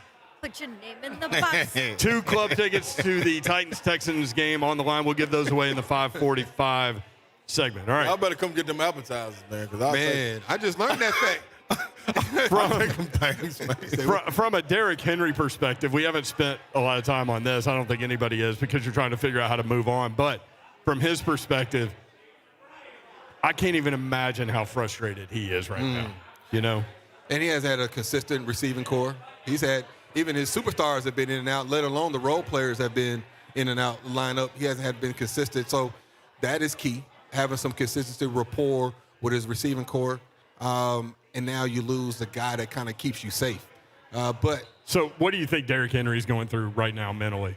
Derrick Henry, having gone through that on numerous occasions. That's why I asked. There's a part of denial, man. Like, why me? How is this happening now? I'm having a career type year, and I'm having I'm trying to go back to back 2000. I'm going after 2105. Yeah, and he's in a quarterback driven league. He's the front runner for MVP. You know what I mean? And that's hard. That's a hard thing from a competitive standpoint to have to swallow when they tell you, they reach over and they grab you by the shoulder and say, hey, we got to sit you down. And I've been working. And you just mentioned it. You saw his workouts. You saw what the intent was this year. He was on a mission. Yeah. And now you're telling me I got to end that mission in midstream? Like, literally in mid-season. I got to end it? Man, that's hard, man. Anybody that's ever worked so hard and been in love and all of a sudden they tell you it's over, that's a hard thing to have to deal with, man. There is a bout with like anxiety and depression that you go through, man. And it's one thing because you're still rehabbing and you're still kind of a part of it, but you alienated. You're doing your own thing by yourself. You're not in there with your brothers anymore. That's hard, man. It's a hard thing to deal with when you're dealing with an injury like that. We'll continue the Derrick Henry and Titans discussion when we come back. Buffalo Wild Wings in Dickson. Kevin Dyson, the Dr. Dyson, with us this hour. If you want in, we can take your phone calls. RJ will lead us off when we come back. 615-737-1045. The Titans.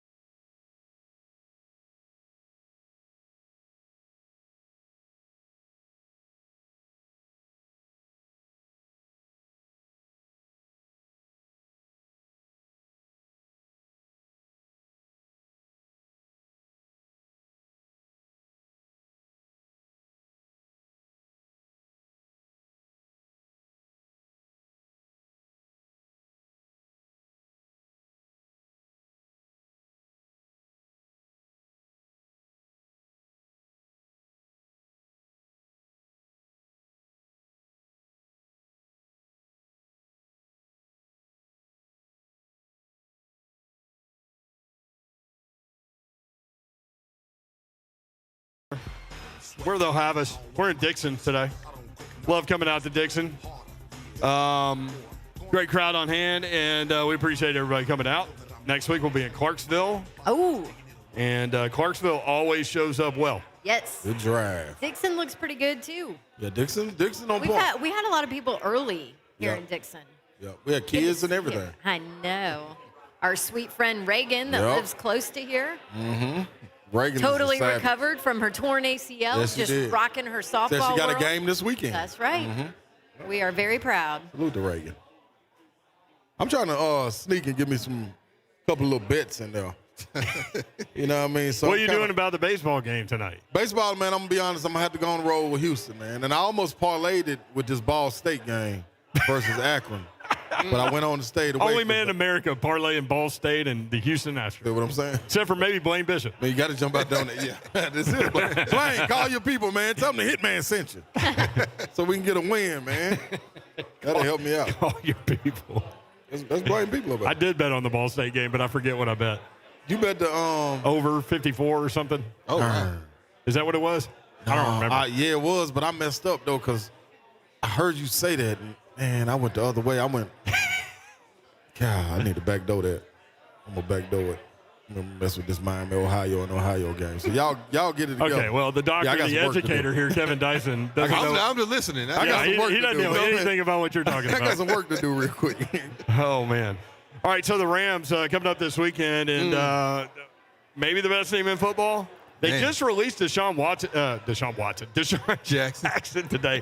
By the way, while we're there, NFL They trading have not done deadline that. came and went, and nobody traded for Deshaun Watson, so he's still sitting I there. was just surprised he was in conversations for trade with everything that's lingering. I mean, because he's going to be suspended. Don't know. Yeah, you know, I don't know if I can invest that kind of time and energy and money in a situation I'm uncertain on. Right. Well, I mean, if you're gonna, the Dolphins are 1-7, so Yeah. if they're not going to do it, Then he's just going to sit there he's going to be sitting this year. until they figure out what's going on. But Matthew Stafford with the Rams, Man. away from Detroit now. Wow. Very, very impressive. I think everybody has known he's been very talented, especially early in his career when he had Calvin Johnson. It was that argument, was it Calvin Johnson, was it Matthew Stafford? But we are seeing what he has. If he has a defense behind him, a coordinator that's elevating his strengths, what he's capable of, man. He looks, if Derrick Henry was an MVP, he's a close second right now. Yeah. He might become the front runner considering Derrick Henry's not playing. That shows you, man. And guess what? To an extent, we got to see that with Tannehill. Yeah. Leaving Miami and then coming to the Titans and kind of like rejuvenating his career, man. Like, you need that opportunity. So while you're talking about Derrick Henry and the MVP, the last 8 MVP winners have all been quarterbacks. Right. And now there's a narrative out there that you can't win the MVP unless you're a quarterback. Where do you come down on that? It's a quarterback-driven league, and I hate it, For man. sure. It started in college football. When it used to be you were a 2,000-yard rusher, you won the Heisman. You get 2,000 yards running, you win the MVP. But this league is driven by quarterbacks, and now you're seeing it used to be 3,000 yards was the barometer. Now 4,000 yards barometer. We're seeing 5,000 yards passing in the National Football League. It's a passing league. And they had the most influence on the game. They touched the ball literally on every snap. Could you imagine playing now? Oh, wide receiver. Man, I tell people I was born 10, 15 years too early. I mean, DBs can't touch you. Right? You can't touch You're throwing all over the place. The third receiver's getting 70 catches. Yeah. And making $10 million a year. Yeah. You know, we were fighting for scraps. You know what I mean? Like Eddie was getting the ball, and it was the next tailback's getting it, then one receiver. Yeah, it was just like, you get what you can get. Fighting for scraps. Fighting for That is such a wide receiver dramatic comment right It there. is. I'm still PTSD with it. Did you ever go to Mac and go, hey, Mac, man, I was open like every time, man. Give me a look this way, bro. I wasn't that type of dude, man. But best believe, if he asked me, how'd you look over there, I was open. It could have been 5 people over there, I was open. I love it. Stop looking this way. So good. Hey, let's go to the phones. RJ in Phoenix at 615-737-1045. What's up, RJ? What's going on, guys? The 3HL crew, they familiar with me. Dr. Dyson, it's a first and it's a pleasure. I got a couple points real quick, then I'm going to get on hold and listen. I agree 1,000% with Alante Taylor. We don't lose to Kentucky. That's right. If I wasn't on the radio, I'd change the S to an F. You feel me? Listen, I heard Ron talk about it. I'm with that underdog, back to the wall mentality. We are the big dogs. Come hit us in our mouth. We not up against the wall at the dance floor. We in the middle of the floor. And my back up against Ron back. And Savage right there, and his back up against somebody back. And see, it's the wish and the hope mentality. See, some people go to the game and they hope nobody's sitting in their seat. But then some people go to the game and they wish up would be. Yeah, yeah. You know what I'm saying? Straight so up. That's where I'm at with it. And I'm going to get on hold and I'm going to listen to what y'all think about it. All right. Thank you, RJ. Appreciate it. Well, first and foremost to that Kentucky comment, man, he's exactly right. Like, this is deep. You know what I mean? They need to bring back the barrel and everything. Like, this is a rivalry. Ah, the beer barrel. Yeah, we need the beer barrel back because we were like. I mean, they sell beer in the stadium. Exactly. So it might as well be back because we can create a little barrel. Actually, pass it through the stands. The beer barrel's gone. They don't play for it anymore. Yeah, that's the problem. That's what we're saying. We need to bring it back. Oh, you're saying I thought you were saying they need to bring it back to Knoxville. And if need be, we'll pass it down through the stands. We'll get a fan to bring it in. We'll pass it down through the stands because it's going to be in Knoxville regardless anyway. You know what I mean? Basketball or football. You know, Coach Barnes on him. You know what I mean? Coach Hyper about to own Stoops. You know what I mean? It's just, I'm just saying. Oh, my you know what I mean? That's what we've been doing. He's been on this since last week. Yeah, I hear him. Yeah, I hear him. And KD, I mean their word. Their word. One of my best friends, Joey Kent. Y'all know that he's a VFL. KK. You know, but I still gotta give him hell every now and then. You're supposed to. I have to. Because listen, man, the reason you got to do that because when we get on top, like we obnoxious. Oh, you gonna be? I'm gonna tell you, we are obnoxious. It's a fact. Can you imagine Ron Slave, Tennessee was like 11-1? Oh. I can't imagine. I can't imagine the city. If that happens, and when it happens again, it's gonna be ridiculous. I mean, Tennessee fans right now were happy with the Alabama outcome. Mm-hmm. Well, and they got smoked. Yeah. Well, but like, I mean, but it happened in the fourth quarter. Lie. Yes. Yeah. She tells no lie. Down 7 in the fourth. Exactly. With You're 70 only scholarship players against freaking Alabama. Exactly. Yeah, right. And what Josh Heupel said is his thinnest team ever. Like the thinnest team he has ever been. He was listen. He was at CPA the other day, and at the game, and I talked to him at Davidson Academy, and I said, "What are you down to?" Who's he watching? I mean, this guy or that guy. I don't know. So. I got to throw that out there. So I said, what are you down to, 70? He goes, I've not ever seen anything like this. It's tough. I mean, so. And he's competitive. Yep. Yeah. So that speaks volumes for, because I know there was some hesitation when he got named. I want you to watch the Tennessee-Kentucky game, and I want you to watch the route trees, and then come back to me. Yeah. I want to know what you think about it. Oh, we love it. Oh, you've already seen it? Spread them out. Give me all that room to work. Mm-hmm. Yeah. So when they lost to Pittsburgh, Tennessee fan was coming at me like, "Lost, they suck," blah blah blah, and I saw some things out there that I hadn't seen at that school in a long time. Yeah, you know the difference between like an Alabama and Georgia and everybody else. It's not necessarily the skill guys; it's the depth in the skill guys and the quality offense and defensive line. That's it. That's it. And once you get that up, you can compete with them. And we've seen that. You see what Georgia looks like? Yeah. Especially in the SEC. I mean, it's a trenches. See, this is what I say about Georgia. They're like Michael Myers. I mean, they just gonna walk after you. You can run around, do your little things. You're gonna make some mistakes, and then they're gonna catch you. They're gonna be right there. Then they're gonna put that elbow, that crook of the elbow in your neck, and you're not gonna move. Yeah, it's over. Lights out. They look as intimidating as Alabama did about 2 years ago. Yeah. It's impressive. This is a special bunch. That's a special bunch. And every now you have teams like that. And that's what you got to ride that wave. Georgia's so good defensively that they might win a national title with Stetson Bennett at quarterback. How crazy is that? I mean, that's crazy. I'll let you know. And I love Stetson Bennett. Don't get me wrong. You go. But I mean, come on. But holy moly. Go. Let's go to Jay Bone, who wants to talk about Derrick Henry. He says his wife is our server. Oh. Jay, what's up? What's going on? Yeah, I just want to first off shout out my wife, Kat. Love you, baby girl. I'll see you later. There you go. I'll be there. Where's Kat? But I couldn't get off That's in Kat. time. But what I wanted to say about Derrick Henry is I don't. Where's Kat? It's a loss because it's husband's on not right now. so much it's not so much the production, which we know is ridiculous. It's the fact that you have to game plan around him. We're not going to see 9, 10 people in the box anymore. So that's what we're going to have to get around, which is going to have to be by committee. But I just wanted to see what you guys thought about that. Hey, Jay, somebody wants to say hello to you. Hello. Oh, what's up, baby? Oh, my God. Why are you doing this to me? Hey, does Jay need to do anything before you get home? Like, does he need to go get some milk or, like, take the dog out or? Vacuum, Yeah. laundry. All of the above. Put him to All work. of the All right, above. Jay. J-Bone, you got to get to work, dog. You got to get to work, brother. Lock the door, man. Yep. Dang. That is, lock the door, J-Bone. Hey, man, thank you, bro. Appreciate it, man. Oh, you're going to be in trouble later.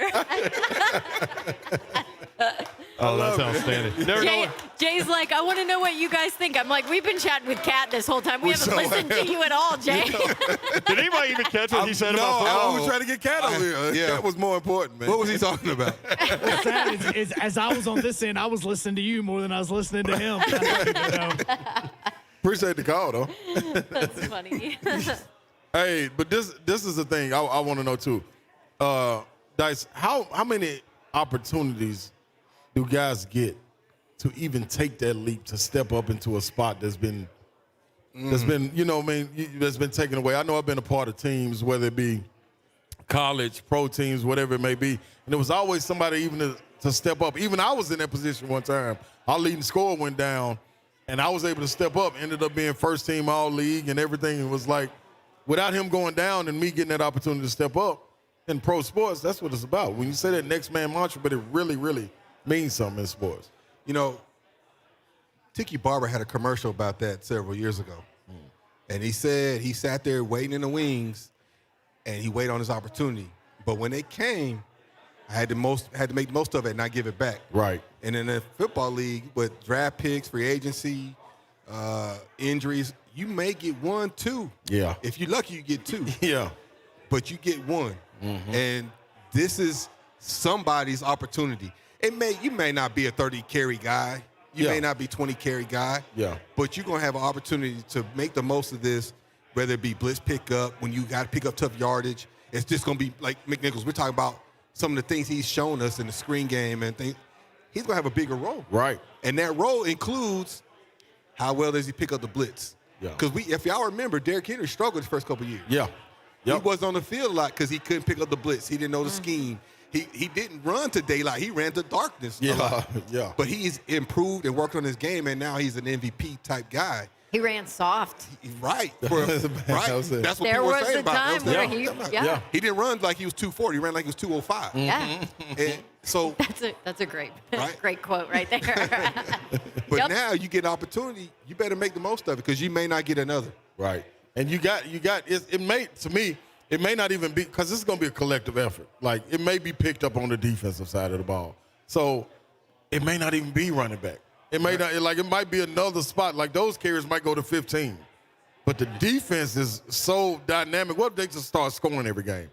Just once a game, or at least putting them in position where the offense was working with short side of the field. Like, I mean, it could be any spot. So everybody has an opportunity to push ahead, man. But let me give you the team that has, I think, the most comparable to this.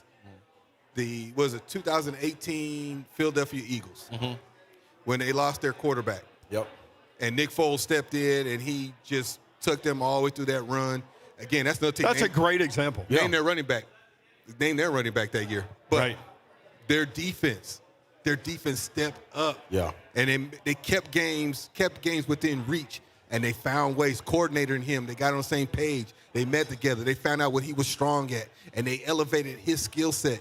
And he took them on that Super Bowl run so much so he got paid. Right. And then what has he done since? No disrespect. Right. Yeah, you're right. What has he done since? Yeah.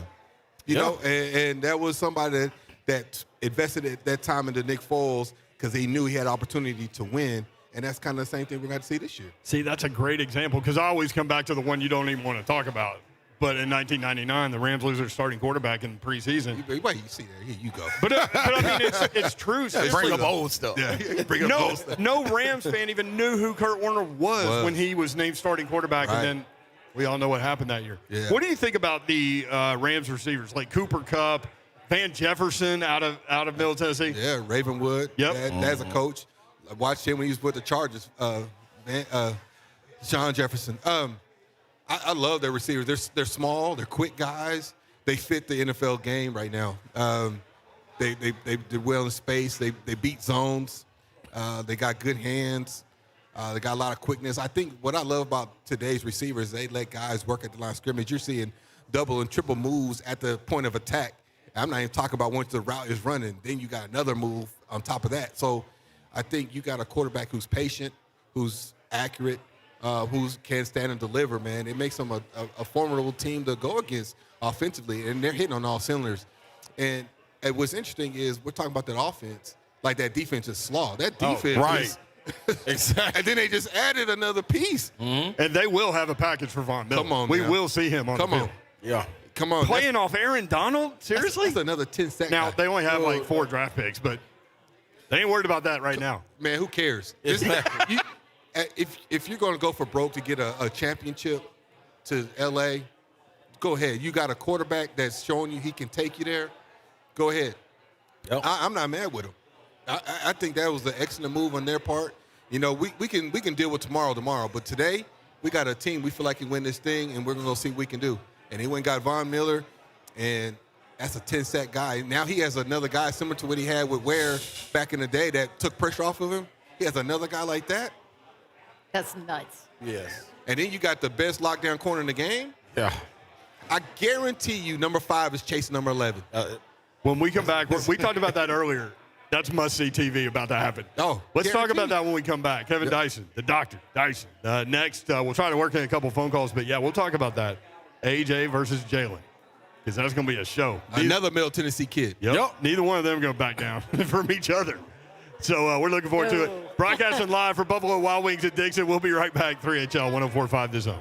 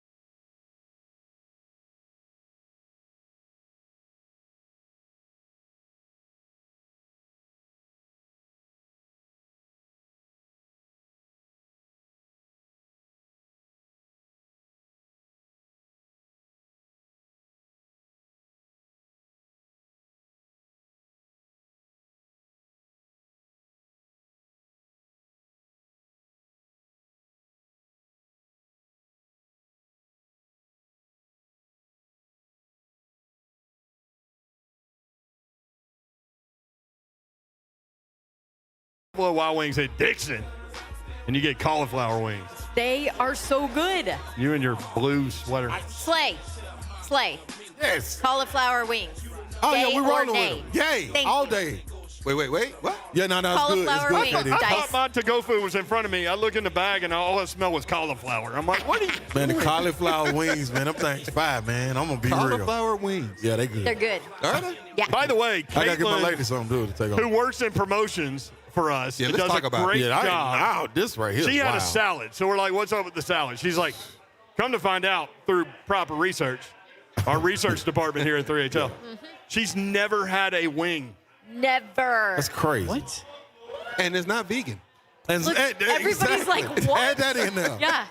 Like So- how, Kate? I said, all of us were like, where are you from? Exactly. She's Where'd like, you go to college? Nashville. She went to Belmont. I went and gave her a hug because I felt bad. I felt like she's been deprived all her life. Well, all her it's- life. Yeah. To her point, she's been to like 15 Buffalo Wild Wings already. And still hasn't Still tried. hadn't done it. Not one. So, We got to start easy with the cauliflower wing. no.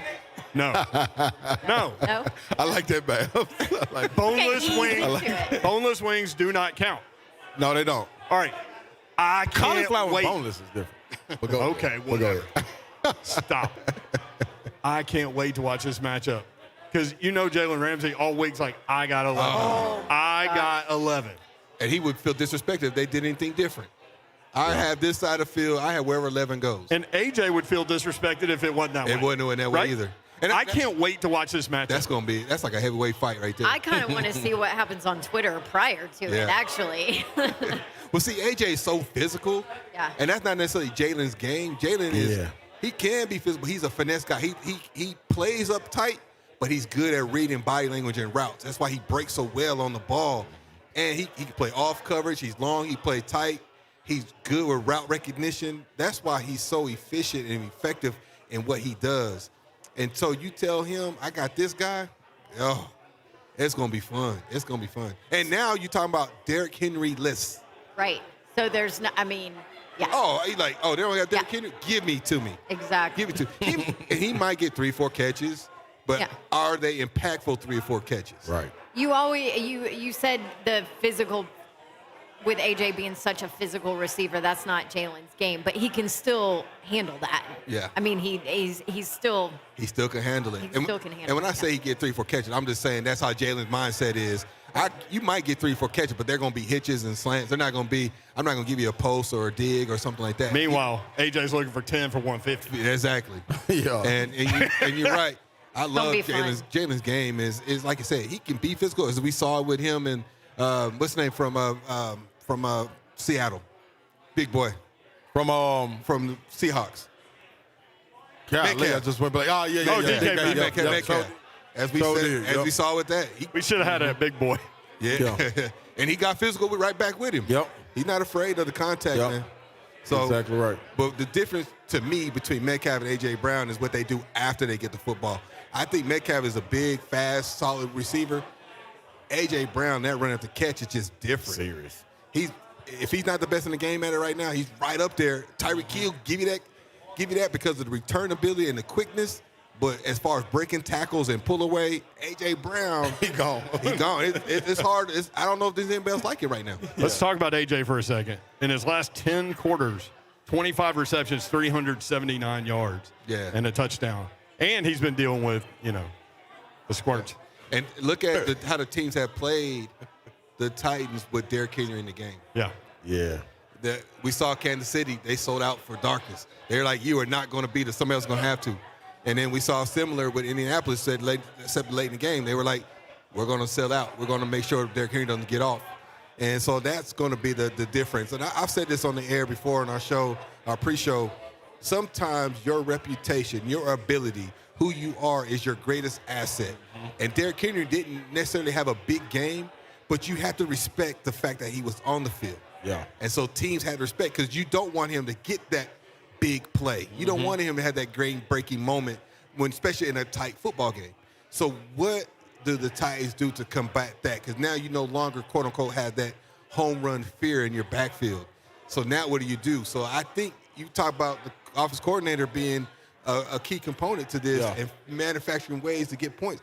he's got to get a little creative. Right. He's going to have to figure out ways to maybe motion A.J. Brown and do some switch routes, some combo routes and things like that to get Jalen off of him, maybe rubbing him into another receiver in the corner and things of that nature. And if Julio can get out there, there's another aspect to another vertical threat that we haven't seen. By the way, a buddy of mine just sent me this. Chad Johnson, Ocho Cinco just tweeted. Adrian Peterson with fresh legs, Titans offense won't miss a beat. If you want to argue these facts, in which I know, let's go. I'm effing ready, B. Wow. Exclamation points. That's coming Ocho. big. Okay, Ocho. Let me ask you this, though. Wow. That's what's up.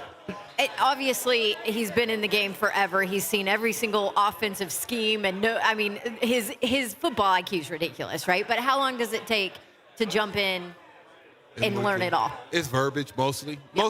Most everybody, it's a copycat league, right? You look on film, you see what somebody else is doing against the defense, and you kind of manufacture it to what you do effectively, and you find out formations and things of that nature within the guys you have, and try to put your players in the best position to be effective, right?